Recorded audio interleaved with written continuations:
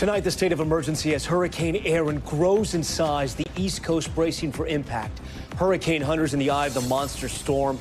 That tropical storm watch and evacuations are now expanding. Beaches up and down the eastern seaboard shutting down. Streets cut off as storm surge creeps in. The rescues and rip current warnings. Plus, is the next storm in the Atlantic already brewing? Also tonight, the White House preparing for a possible meeting between Putin and Zelenskyy as President Trump rules out sending U.S. troops to maintain peace. What we know about the arrangements for that potential trilateral sit-down as Russian bombs pound Ukraine.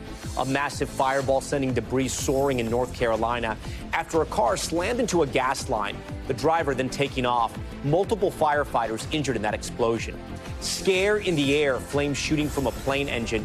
Passengers reportedly sending goodbye texts to loved ones, while the airline says those on board were never in danger. The dangerous suspect at large after a ranger is stabbed in a state park near Denver. Visitors told to immediately evacuate the grounds. The wild video capturing a car plowing into a restaurant as influencers were recording a food review, how they're doing tonight. Plus, a faster way to get through airport security. The pilot program just launched to reduce long lines. We'll show you how it works and where it's rolling out. And the commissioner of Major League Baseball hinting at one of the biggest change-ups in the game in years. We'll tell you about the move some fans say is out of left field. Top story starts right now.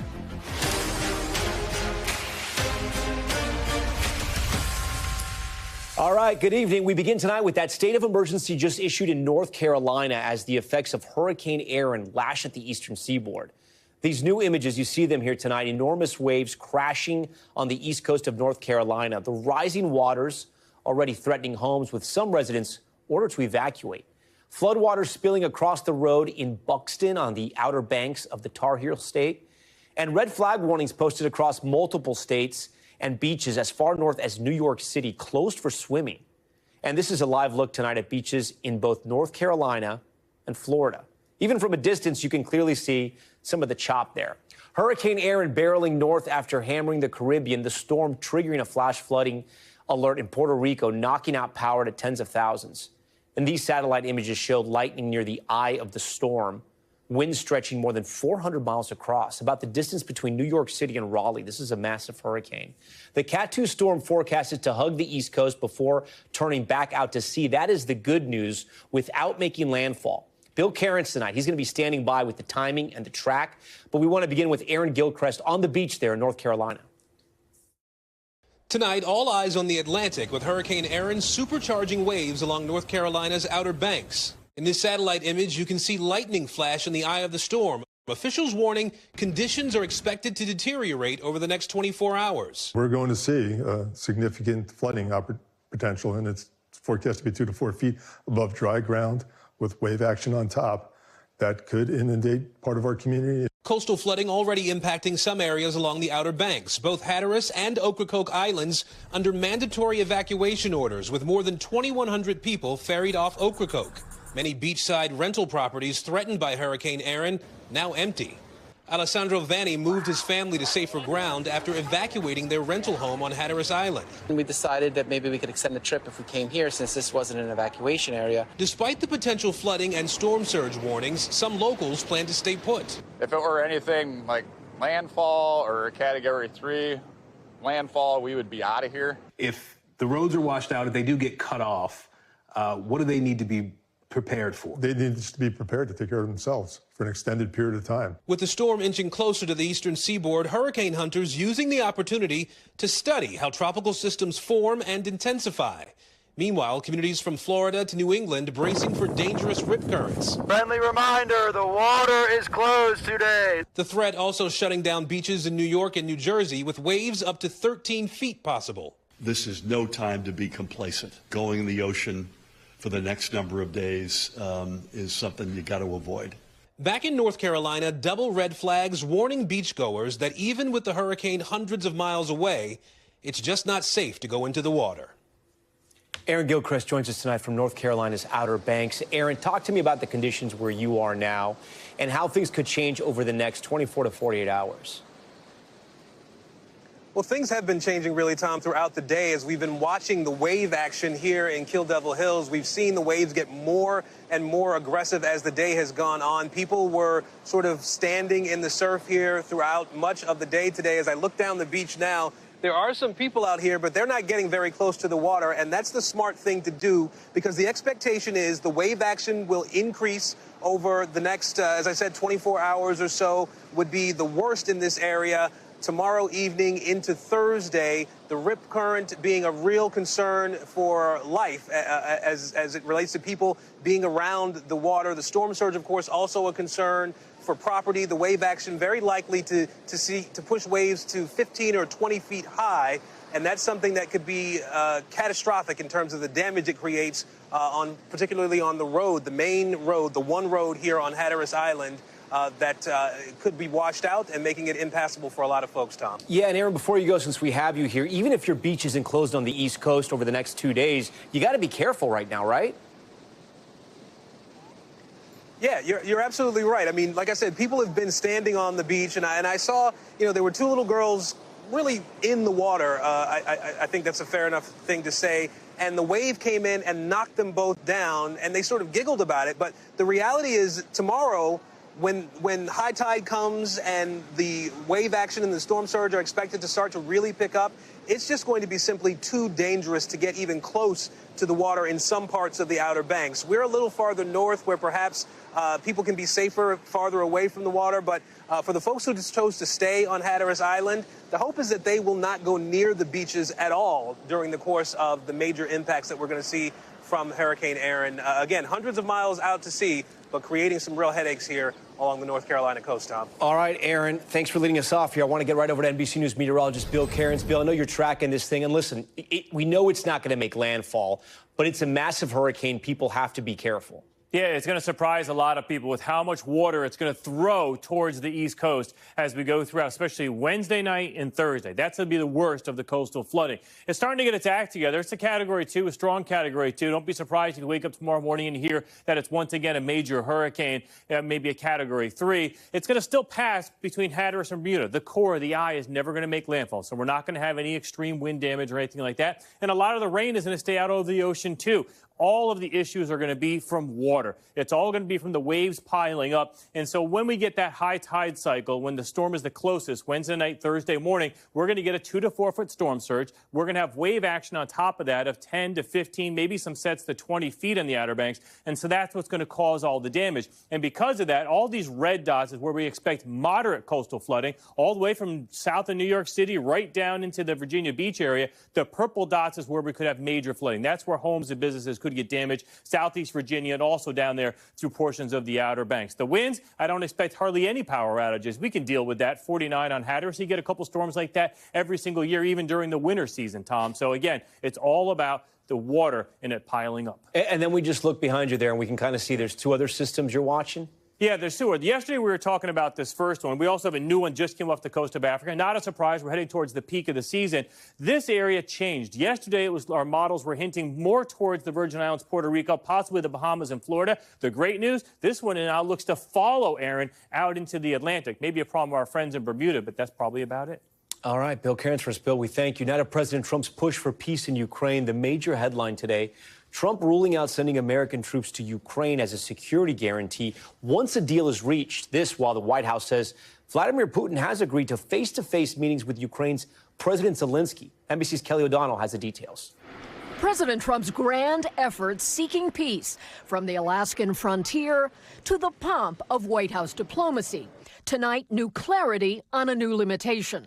The president saying no American ground troops to secure any truce in Ukraine. Well, you have my assurance, and I'm president. A firmer stand than his response Monday when asked to rule out American forces. We'll let you know that. However, the president did promise U.S. participation to provide Ukraine with security guarantees they demand as part of a potential peace deal. The president has definitively stated U.S. boots will not be on the ground in Ukraine, but we can certainly help in the coordination and perhaps provide other means of security guarantees to our European allies. Tonight, the White House says Vladimir Putin has agreed to what would be a major development in the president's push for peace, a Putin-Zelensky face-to-face meeting, with President Trump prepared to join them for a separate follow-up meeting. He says he laid it out to Putin by phone. And I told him that we're going to set up a meeting with President Zelensky, and you and he will meet. And then after that meeting, if everything works out, okay, I'll meet and we'll wrap it up. While there has been praise from visiting European leaders for President Trump's attempts to end the Russian-led war, I really believe it was an important meeting at the White House. French President Emmanuel Macron tells Meet the Press moderator Kristen Welker he doubts Putin's intentions. I don't see President Putin really willing to get peace now, but perhaps I'm too pessimistic. But so I think it's very important to launch this process. Reflecting on the stakes for peace, President Trump suggested he has a goal beyond this life. If I can save 7,000 people a week from being killed, I think that's I want to try and get to heaven if possible. If I can get to heaven, this will be one of the reasons. Okay, with that, Kelly O'Donnell joins us tonight from the White House. Kelly, it's still early, but is there any sense of the location where this possible meeting between Putin and Zelensky could take place?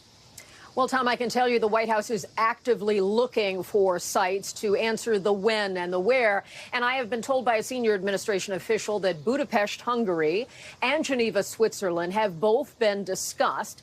And this does get a bit complicated because you've got to have security for both men. And with Putin, there's a risk. In so many countries around the world, he is at risk of being arrested, because many nations belong to what's known as the International Criminal Court, and that body has charged him with war crimes, and that has to do with deporting Ukrainian children to Russia, and so he faces potential arrest. Notably, Hungary is not one of the countries that is currently participating in the ICC, so perhaps that would be a factor. Also, both Putin and President Trump have a good relationship with Hungary's President Viktor Orban. Tom? Yeah, an important caveat there earlier. All right, Kelly, we thank you. Now to the Americas. Tonight, the Trump administration says it is ramping up its crackdown on drug cartels, preparing to send 3 warships near the coast of Venezuela, where it already has a $50 million bounty on the country's leader, Nicolás Maduro. NBC's Gabe Gutierrez is at the White House. Tonight, the Trump administration is cracking down on drug cartels at sea. A source briefed on the matter tells NBC News the U.S. is planning to deploy these 3 warships near Venezuela. President Trump focusing on drugs coming to the coasts after reducing illegal border crossings to record lows. They continue to send drugs into our country, Venezuela. They've been very nasty. The Trump administration also recently doubling to $50 million its reward for the arrest of Venezuelan leader Nicolás Maduro, saying he violated U.S. drug laws. Meanwhile, in the fight against traffickers, the Coast Guard says it intercepted more than $138 million worth of drugs in the Caribbean this summer. Earlier this year, the president designated several cartels, as well as the notorious Venezuelan gang Tren de Aragua, as foreign terrorist organizations. And despite pulling off a large-scale prisoner swap with Venezuela last month, President Trump has been increasingly at odds with Maduro. He's prepared to use every element of American power to stop drugs from flooding into our country and to bring those responsible to justice. The Maduro regime is not the legitimate government of Venezuela. It is a narco-terror cartel. Now, the Venezuelan government has banned drone flights throughout the country amid what it considers a threat from the U.S. Gabe Gutierrez joins us tonight from the White House. Gabe, you have some new reporting on what those warships will be used for? Yeah, that's right, Tom. A U.S. official tells NBC News that the destroyers will be used for intelligence gathering and surveillance off the coast of Venezuela in international waters. Now, the Coast Guard will coordinate with the Navy across this operation, Tom. And then, Gabe, talk to me about what's going on right here with Venezuela. You have this issue with the bounty. They've increased the bounty on Maduro, right? You have these warships moving into place. Is the White House focusing now more on Venezuela? And if so, why? Well, certainly they've been ramping up the rhetoric over the last few weeks. Several administration officials, from the Secretary of State Marco Rubio to the Attorney General Pam Bondi, have really been calling out the Maduro government for what they say is a violation of U.S.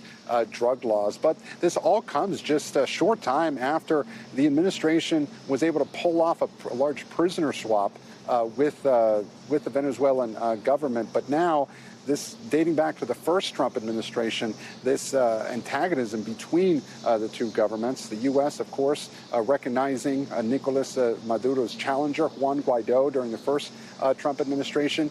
Now, there really seems to be this tension between the two governments, and Nicolas Maduro, in response, has actually just mobilized militia members across his country amid this threat, perceived threat at least, from the U.S. Tom. A lot of new reporting there, especially about those militia members. Okay, good to know. Gabe, we thank you for that. We want to turn now to a fiery explosion in Wilmington, North Carolina. Black smoke and debris filling the sky after a driver crashed into a building's gas line. 3 firefighters were injured. NBC's Priscilla Thompson has the incredible video.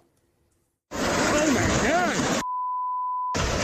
This dramatic video shows the moment a gas line exploded along a busy Wilmington, North Carolina road today. Police say firefighters seen here were responding to a gas leak at a veterinary hospital when this gas line blew up.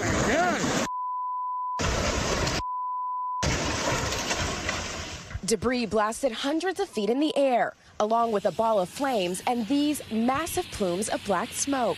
Ian Cross filmed this video. What did it feel like when that explosion went off? I mean, it takes your breath away. Everything starts to kind of be like slow motion almost. You look up and you're seeing just debris on fire, like coming down on you. No civilians were inside the hospital, which hadn't opened to the public yet. 3 firefighters were injured, officials say, one with severe burns on his hands and arms. A vehicle that went off the road behind us here and struck the gas lines feeding the building that ultimately exploded. When officers arrived, the vehicle was gone. That driver now charged with felony DWI and leaving the scene of a hit and run. There was evidence that would lead one to believe that the driver was impaired.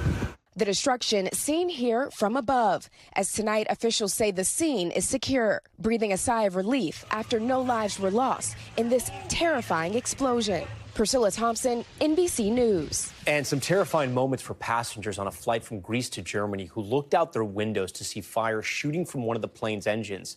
Some of those passengers reportedly sending goodbye text messages to loved ones, fearing the worst before the plane made an emergency landing. Here's NBC's Tom Costello. Video and audio from the ground capture the Condor Airlines flight with its right engine popping and spitting fire. The Boeing 757 flying from Corfu, Greece to Dusseldorf, Germany, reached 8,000 feet when the airline says it began experiencing a disturbance in the airflow supply to the engine. On board, 273 passengers and 8 crew members. One passenger told the Bild newspaper it was an incredible, horrible experience. I already sent goodbye texts because I thought it's over now. Aviation experts say it appears to be a classic example of a compressor stall. Scary for passengers, but the engine itself was not actually on fire. This is very similar to a car backfiring. It's not something you want. It indicates that there's an internal problem in the engine, but it is something that can be handled safely by either a driver or a pilot. The plane flew across the Adriatic Sea, making an emergency landing in Brindisi, Italy. No injuries. Condor saying in a statement the incident posed no danger to the guests or crew members at any time. Compressor stalls are not uncommon. In June, an American Airlines flight declared an emergency and returned to Las Vegas when fire began belching out of the right engine, also an apparent compressor stall. While commercial planes can fly on a single engine, the standard procedure is to cut power to the affected engine, then land to determine what's causing the engine trouble. Tom? Okay, Tom Costello. Tom, we thank you. Still ahead, a major update at airports across the country. The new eGate program designed to keep passengers moving, how it works, where it's rolling out, and we'll show you what it looks like. Plus, a dramatic rescue on Lake Superior in the middle of the night. You'll hear from the Coast Guard team that saved these 4 children. And a terrifying close call for 2 influencers trying to record their meal when a car comes crashing through the window. What they're saying about that moment tonight. Stay with us.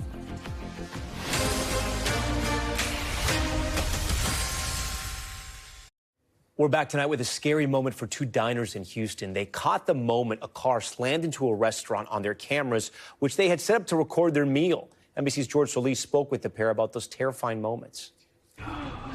Cheers, my boy. Boom. These Houston food bloggers had just bitten into salmon sliders when all of a sudden SUV slammed into the restaurant where they were filming, sending them flying. The car just came out of nowhere. I mean, it was glass, metal.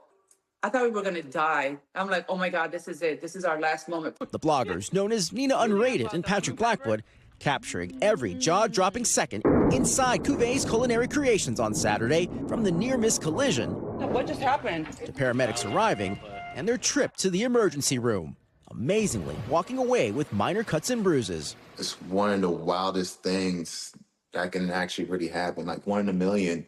According to the Harris County Sheriff's Office, the driver said she thought her SUV was in park. When she let her foot off the brake, the car rolled into the restaurant. She has not been charged. Have you guys actually been able to watch the video through, or is it just replaying in your heads? Both. Yeah, both. I've watched it. I don't understand how we're not. I'm sorry, I'm not going to cry. I'm not going to cry. I don't understand how we're not dead. This thing happened for a reason, and I'm just glad to be alive. After a close call, they won't soon forget. All right, this is so crazy, George. Are they planning to file any charges here? Yeah, Tom, no plans to file any charges. They simply want to go through their insurance. The only real note that they had is that they wished that the driver had at least issued some kind of apology or a visit at the hospital. Again, above all else, they are just very thankful that they survived this ordeal. It is incredible. Okay, George, thank you. Next tonight, to a new option at airport security. Imagine skipping nearly every TSA step before you board your flight. One major airport is already testing it out. NBC's Priya Sridhar explains how this all works. Tonight, TSA and Clear are launching a new e-gate program touted as a faster way to get through security at the world's busiest airport, Atlanta's Hartsfield-Jackson. We'll have full coverage of this across the 59 airports and nearly 160 different checkpoints that we operate in today. The rollout begins this month in Atlanta, Washington's Reagan National Airport, and Seattle Tacoma International Airport. The lanes are open to Clear Plus members, which requires a sign-up process that involves one government-issued ID, a $209 per year membership charge, and then a scan of your face for your biometric data. Just like a regular Clear lane, you have to get your boarding pass scanned to get into the e-gate, but you get to bypass this step where you would normally get your biometric data scanned at the kiosks. Then you walk up to the e-gate where a camera will scan your face, and after 3 seconds, you can walk right through without having to talk to anyone, and then you're off to the baggage screening area. Clear launching the new gates ahead of what it predicts will be 20 million international visitors to American host cities for next year's World Cup. I remember coming here many times and waiting for hours through security, so absolutely. This will make a difference. Clear says only TSA has control over security screening, and passenger information remains private. We never sell your personal biometric or sensitive private data. New technology, Clear says, can be a game changer for airport travel. You're welcome. Clear says that every year 50 million passengers go through their lanes at airports across America. Their hope is that when more people go through those lanes, it'll free up TSA agents so that no matter what security lane you're going through, it'll be a faster experience for everyone. Tom? All right, looks interesting. When we return, the fiery blast caught on camera, the massive explosion on board a cargo ship leaving the port of Baltimore, the new aerial video of the aftermath, plus the new app surging in popularity, vowing to help you stay off apps. We'll explain and break it down. If you're looking for help to get off social media, this is what you need. But first, top stories, top moment, and one eagle soaring to new heights. After Star, a young bald eaglet, fell from her nest in Ohio, she spent 2 weeks rehabbing with the state's Wildlife Management Department. Until this moment, she was ready to go back into the wild. Take a look.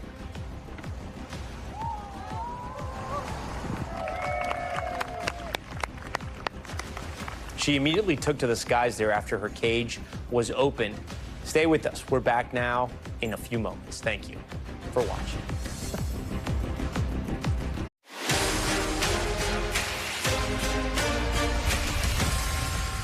We're back now with Top Stories Newsfeed. We start in Colorado, where a manhunt is underway after a ranger was stabbed in a state park just outside of Denver. Officials evacuating guests out of Staunton State Park after that ranger was attacked this morning.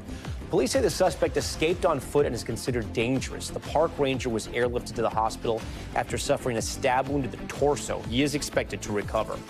In Baltimore, investigators searching for what caused a fiery explosion on a cargo ship carrying coal. Video capturing the blast, a ball of fire erupting into the sky, a stream of smoke following behind.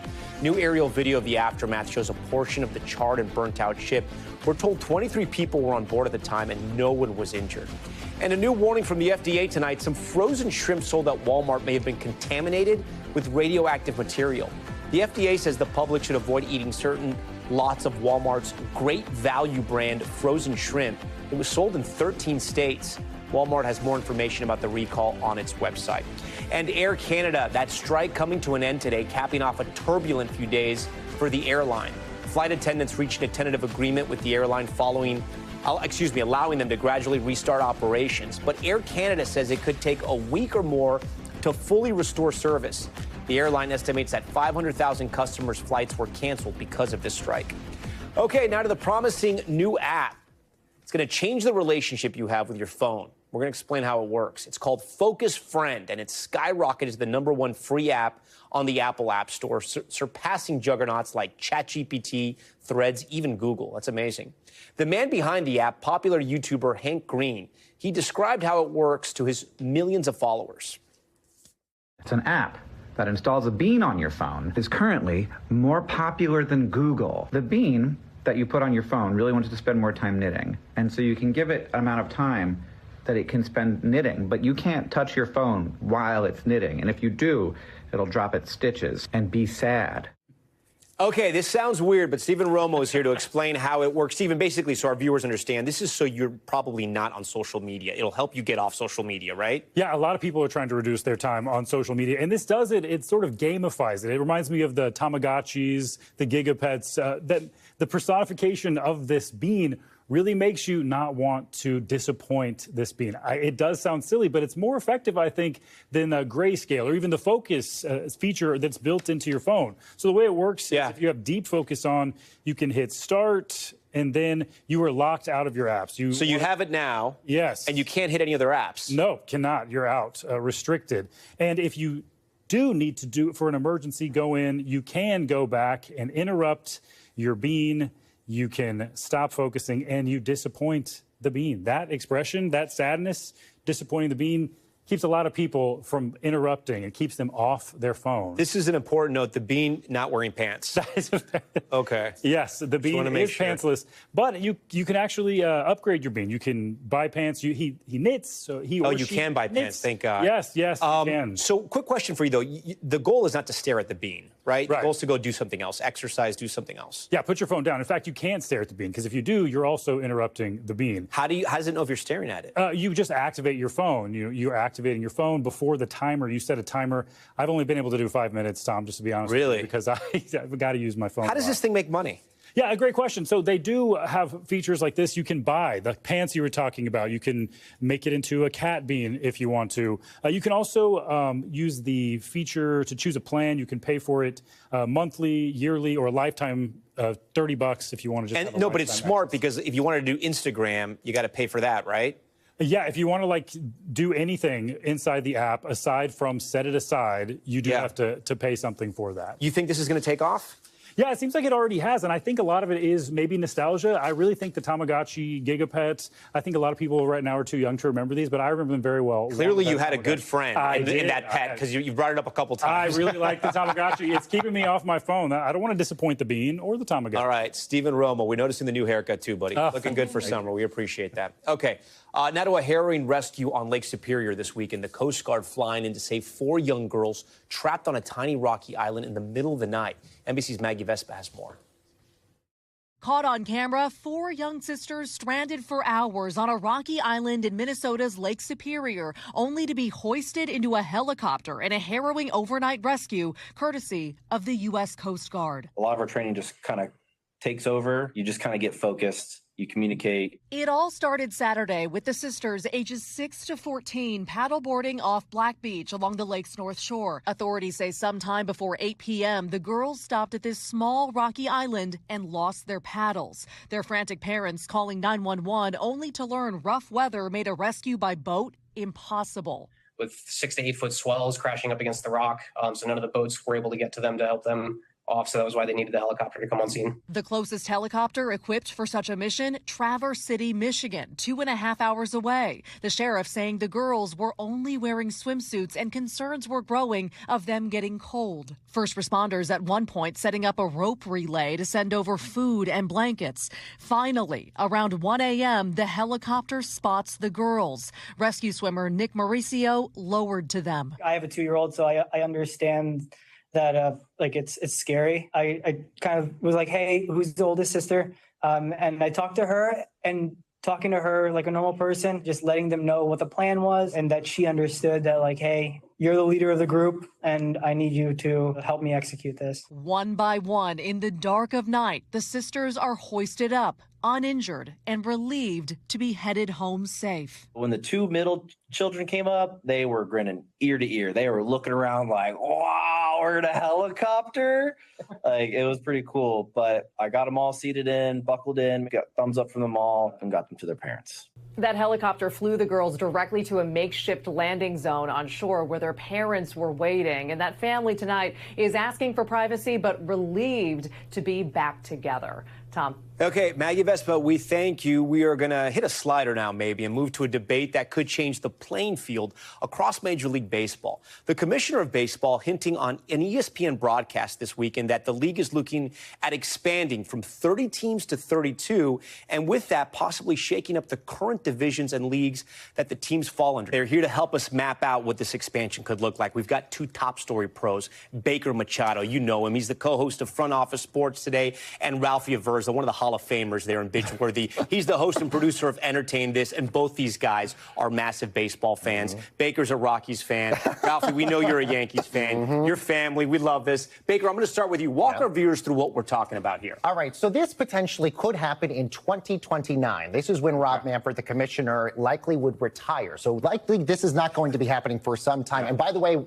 this is all hypothetical. These are all just sort of scenarios. And these are the 30 teams right now in Major League Baseball. These are the current 30 teams that we have right now. Two potentially could be added over the course of the next decade or so. And the commissioner said he wants this all to be regionally. This way, you're taking down injuries, less travel time, all of this stuff. So talk to us about the cities. What are we looking at here? Okay, so right now, this is the current makeup. But two potential places that Major League Baseball has been looking at for at least the last 15 years potentially could be in Portland, Oregon. Let's put this up here. So we got Portland. Okay. Yes. Oh, so you're very good at this. And the other one would be Salt Lake City, Utah. Both of those areas are two places Major League Baseball has really thought about on the western side of things. On the eastern front, Nashville and Charlotte are both two areas as well that Major League Baseball is looking at. So either way, if Portland or Salt Lake get added, that still would satisfy one of the teams on the West Coast, and then the other one would satisfy the team on the East Coast. Ralphie, your take on these expansions, if we brought new teams to baseball? I have no idea what you're talking about. Me being by the way, he brought a Yankees fan. He was not going to bring a Rockies fan based on our performance this Look, if we're talking about some of the realignment that's being thrown out there right now, where the idea that we're going to have over here, we're going to have the Yankees and Mets in the same division.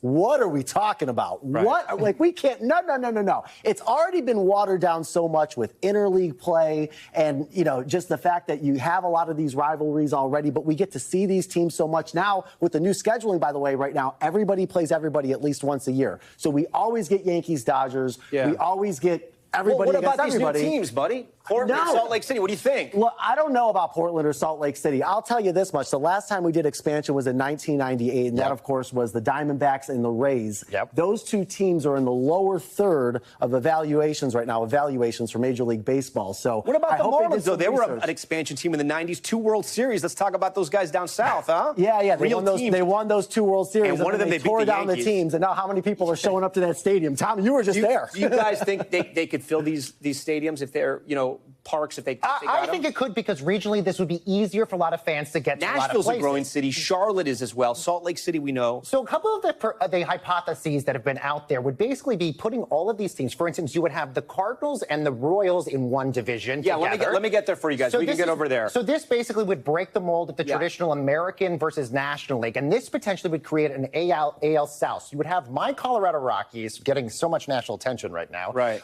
Moving into the American League, and they would be joined joining Houston and the Texas Rangers and the Kansas City Chiefs in this American League South. Wow. This way, you would have either that Portland or that Salt Lake City team joining the Diamondbacks, Dodgers, and Angels, and potentially the Mariners in a Western side. Ralphie, you're shaking your head. Why? What don't you like about this? Because I'm a big fan. And this is from The Athletic, we should say. The Athletic did this projection. Right. Yeah, I'm a traditionalist in the sense that I like the divisions. One of the things I don't like about the current schedule is because teams play everybody at least once, we get fewer division games. Right. So now what you're going to tell me is, okay, not only are we getting fewer division games, but we're just going to blow the divisions up? What? Are you kidding? No. Right. Yankees, Red Sox. Come on. That's tradition right there. Wouldn't they get more games against the Red Sox and the Yankees? Yes. And even in theory, one of the things the Athletic has even thought of is maybe you have the Yankees, the Mets, the Phillies all in the same divisions. That way you're getting everybody sort of together, and you would break that traditional American and National League mold. This way Mets fans would be coming to Yankee Stadium a lot more often than they do already. How about the imbalance, though, of all of those big payrolls, all of those, huge stars, all being in one division? How does that help the game as a whole? That's a good point. That is a good point. This is with the National League, again, from The Athletic, what it would look like here. I'm kind of interested in this California connection here with Arizona. That's kind of interesting. And then you have a lot of fun here in the NL North, too, which is kind of a Midwest league. But, Tom, to Commissioner Rob Manfred's point, this basically would cut down on potential injuries and travel time. Why an injury? Because all of this, you're not traveling and you're basically staying within sort of the same areas. Because here you would have the Cubs, the Brewers, the Reds, the Cardinals, all basically within a 30-minute plane ride from each other. Yeah. Same sort of thing here in the National League West. So you wouldn't be having these cross-country changes in terms of their scheduling as much as they frequently do. What do you think about that, Ralphie? Still a purist on that? Let's follow the money here. The collective bargaining agreement for MLB and its players union is up after next season. This is purely a bargaining chip that the commissioner has just kind of floated out there. Explain that for people that don't follow baseball as closely as you. Okay, so the players union in baseball is probably the strongest of all of the major sports, and everything has to be collectively bargained, including if the commissioner goes through with this and starts changing up certain things with the schedule, with the players' travel, so on and so forth. So what the commissioner, I feel, is doing here is he's kind of testing the waters. He wants to kind of see how the public reacts. He wants to see if the union reacts, and then this is all a big lead up to what's going to be a showdown after next season. Well, after next season, to his point, that is when the collective bargaining union has to negotiate a new deal with Major League Baseball. But I would say, Tom, most baseball analysts do think we likely could have a labor shortage here. Yeah, you know what I would love to do? I'm going to get back to the to this screen right here. Savannah Bananas. Yeah. What if we just add Savannah Bananas to the league? I think that's all we need. It would garner entertainment, ticket sales. I think that's all we need. I'm seeing them in Yankee Stadium in a few weeks, Tom. It's going to be a lot of fun. Sold out. Baker, Ralphie, thanks so much for being out here. You guys are baseball legends. We appreciate it. We will continue the debate later. Coming up next, the massive effort underway to move a church. This is pretty incredible. Why engineers are rolling the entire building 3 miles down the road. We'll explain right after this.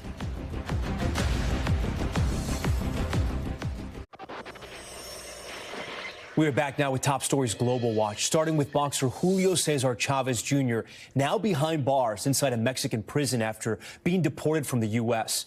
Mexican President Claudia Sheinbaum says there was a warrant for his arrest for charges of arms trafficking and organized crime. Chavez Jr. was deported yesterday after spending a month in U.S. custody over allegations he was linked to the Sinaloa drug cartel. He is the son of legendary world champion boxer Julio Cesar Chavez. And a glacier in Italy is melting at such a fast pace, geologists are now only able to monitor it remotely. Researchers say the terrain in northern Lombardy is too unsteady for in-person visits as a result of climate change. They will now rely on drone imagery to keep track of how quickly the Ventina Glacier is shrinking. And a century-old Swedish church beginning its historic move to a new location. Time-lapse video capturing the slow roll journey.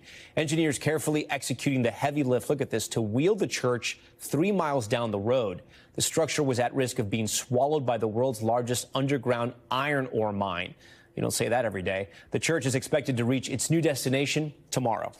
Okay, we want to stay overseas now. In the Middle East, Israel tonight, reviewing a proposed ceasefire agreement with Hamas that would pause the war for 60 days, saying it will respond by Friday. The deal presented by mediators from Egypt and Qatar reportedly also includes a path to end the war. This move coming after Israeli Prime Minister Benjamin Netanyahu proposed a full reoccupation of Gaza City. NBC's Danielle Hamamdjian joins us tonight from London. So, Danielle, what more do we know about the terms of the ceasefire? Because we have been down this road before. So many times before, Tom, we are waiting for Benjamin Netanyahu. It has been impossibly exhausting and difficult for the family members of the hostages, for the civilians in Gaza, this never-ending roller coaster of emotion, deal or no deal. What's different this time, Tom, is that Hamas has agreed to a deal that's not just similar, but almost identical to what Steve Witkoff proposed back in May. But as one Qatari official says, the devil is in the details. First off, there'd be a 60-day ceasefire, and during this period, Israel and Hamas would be negotiating the end and try to secure a permanent ceasefire. That's the difficult bit. We'd also see the release of 10 out of the 20 living hostages, as well as 18 deceased hostages, in exchange for a certain number of Palestinian detainees. And finally, during those 60 days, we'd see a flow of humanitarian aid into Gaza. As the Egyptian foreign minister says, it would be immediate to address the ongoing starvation there. And then, Danielle, have we heard anything from the Prime Minister's office yet? Well, it's interesting. Now that Israel is planning to occupy Gaza, we've seen those massive protests over the weekend. There's fear, on the one hand, that more Palestinian civilians could be killed, and there's also fear that it could pose an even greater risk to the lives of the living hostages. Remember that earlier this month, Benjamin Netanyahu said Israel will no longer be interested in partial deals. What we're talking about here is a partial deal, because we wouldn't see the release of all the hostages at the same time. But as we wait for Benjamin Netanyahu's official response, he said in a statement, it's clear Hamas is under immense pressure. Tom? All right, Danielle, great to have you on the top story tonight. We appreciate it. As the president meets with world leaders about a ceasefire in Ukraine, one person making a quiet impact, First Lady Melania Trump. Her letter to Putin about Ukrainian children, one of the most visible moments of influence from the First Lady during this administration. NBC's Monica Alba gives us a look inside how the First Lady is influencing peace talks. Many thanks to your wife, First Lady of the United States. She sent a letter to Putin about our children. Even out of sight, First Lady Melania Trump's influence felt as Ukraine's President Volodymyr Zelenskyy and European leaders gathered at the White House for peace talks. Zelenskyy thanking the First Lady for writing a letter to Russian leader Vladimir Putin, advocating for the safety of children, delivering a letter from his own wife to Mrs. Trump. My wife, she, First Lady of Ukraine, she gave the letter. It's not to you, to your wife. It comes after President Trump hand-delivered the First Lady's letter to Putin on Friday during their highly scrutinized meeting. She loves children, and she hates to see something like this happening. We want to see something other than funerals. No, she felt it was a beautiful letter. It was very well received by him. In the letter, the First Lady references the plight of children caught in this war, saying in part, in protecting the innocence of these children, you will do more than serve Russia alone. You serve humanity itself. Stopping short of addressing Ukrainian children abducted in the war directly. Ukraine has called the kidnapping of at least 20,000 of its children taken to Russia or Russian-occupied territory a war crime. In reference to the First Lady's letter, Zelenskyy saying on X, her voice matters and her care gives strength to this cause. We are working tirelessly to bring every child home. The International Criminal Court has issued an arrest warrant for Putin, in part for his role in abducting Ukrainian children. In the past, Moscow claims it has been protecting vulnerable children caught in the war. Mrs. Trump has made young people the focus of her work as First Lady, at home leading her Be Best campaign, focused on online safety and opioid abuse. In March, seen at the signing of the Take It Down Act, advocating for the bill designed to require social media platforms to remove non-consensual intimate imagery or revenge porn. Every young person deserves a safe online space to express themselves freely without the looming threat of exploitation or harm. Most recently, President Trump saying he and the First Lady have been troubled by the images of famine coming out of Gaza. She thinks it's terrible, and she sees the same pictures that you see and that we all see. And there's nothing you can say other than it's terrible when you see the kids. What Melania is doing is really unusual for a first lady. To directly try to intervene in armed conflict is unprecedented. You know, the way Melania is doing it is in keeping with her platform as first lady, and it's about helping children. It's very apolitical. Although the world's attention might be on the president's efforts on a pathway to peace, the first lady's influence already part of the conversation. We don't hear from Melania very much, so when we do, it matters more. So I think we'll continue to see her focusing on issues that she personally cares about. Monica Alba joins us now from Washington. Monica, you know, Melania has a very unique approach compared to other first ladies. And it's interesting, she's taking sort of this leadership role, if you will, in sending that letter to Vladimir Putin. But we still haven't seen her in quite a while. It's a departure from other first ladies.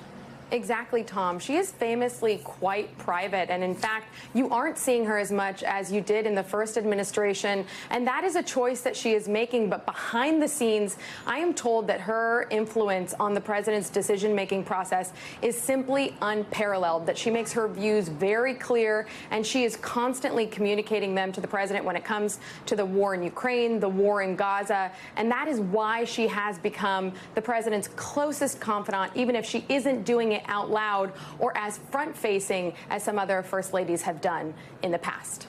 Tom? All right, Monica Alba for us. Monica, thank you. When we come back, the remarkable discovery inside a Ford SUV, a wallet lost for more than a decade, ending up on the other side of the country. The mechanic who went the extra mile to get it back to its rightful owner. You're going to love this story. It's coming up next. Finally tonight, the wallet of a retired auto worker making a 150,000-mile journey across the country and back again miraculously returned to its owner more than a decade after it was lost. Here's Boyd Hoopert from our NBC Minneapolis affiliate Care 11 with that incredible story.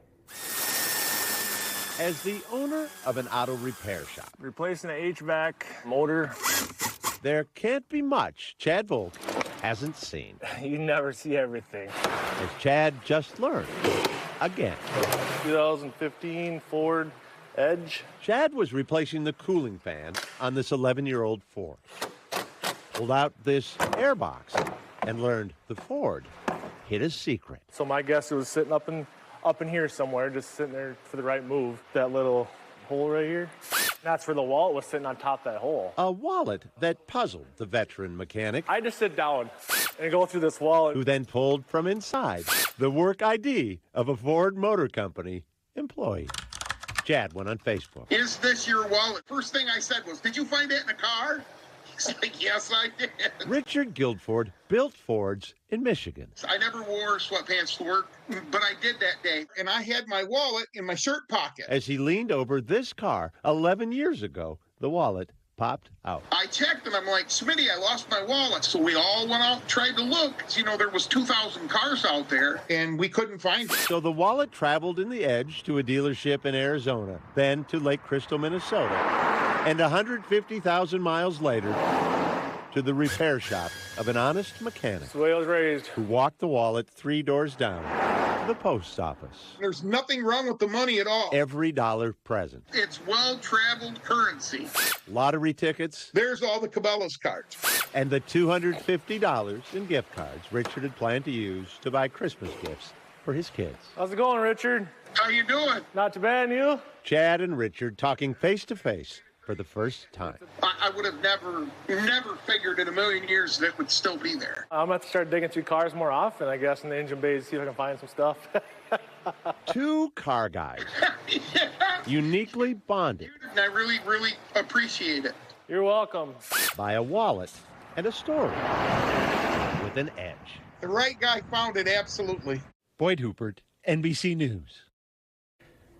I cannot believe he got that wallet back. All right, we thank Boyd for that. We thank you for watching Top Story. I'm Tom Llamas in New York. Stay right there. More news on the way.